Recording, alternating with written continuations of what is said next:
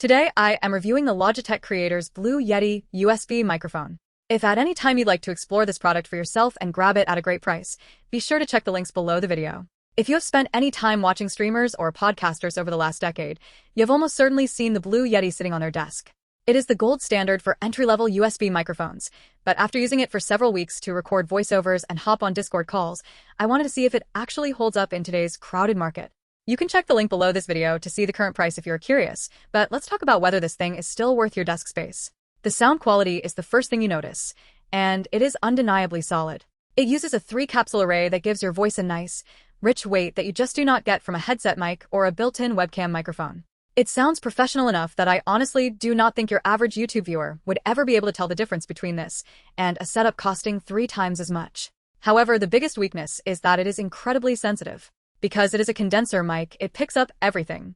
If you live in a house with thin walls or a noisy air conditioner, this microphone is going to capture all of it.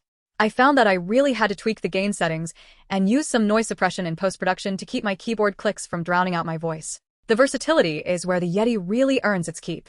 Having those 4 pickup patterns is a genuine lifesaver if you are doing more than just sitting alone in front of a monitor.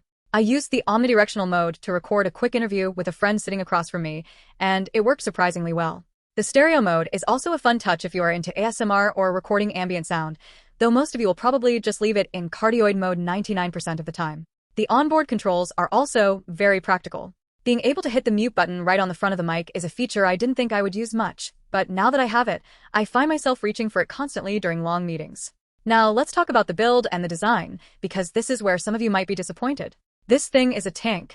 It is heavy and the metal stand feels very premium, but that stand is actually a bit of a problem. It does not have much in the way of shock absorption. If you bump your desk while you are typing or moving your mouse, the Yeti picks up that vibration and turns it into a loud thud in your recording. If you plan on picking this up, I would highly recommend grabbing a cheap boom arm to go with it. You can find links to some compatible arms below this video, and honestly, it turns the experience from annoying to professional in an instant. The Blue VO software is a bit of a mixed bag. It is great for people who want to play around with EQ settings or add some broadcast-style compression without needing to learn complex audio engineering. It makes your voice sound a bit punchier and more like a radio host. That said, the software can be a little heavy on your system resources, and if you are already pushing your computer to the limit while gaming, you might notice a slight dip in performance. It is a nice bonus, but don't buy the mic just for the software. So, who is this for?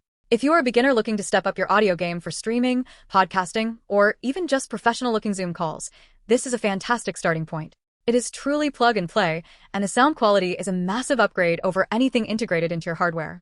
However, if you are working in a room with a lot of background noise or you have a very cluttered desk, you might want to look at a dynamic microphone instead, which will be much better at ignoring the sounds you don't want. Overall, the Logitech G Blue Yeti is a classic for a reason. It is reliable, it sounds great, and it is incredibly easy to use. It is not perfect, and you will need to manage your environment a bit to get the best out of it, but for the price point, it is hard to beat. If you want to dive deeper into the specs or grab one for yourself, feel free to use the links below. It is a solid piece of gear that has earned its reputation as a staple in home studios everywhere.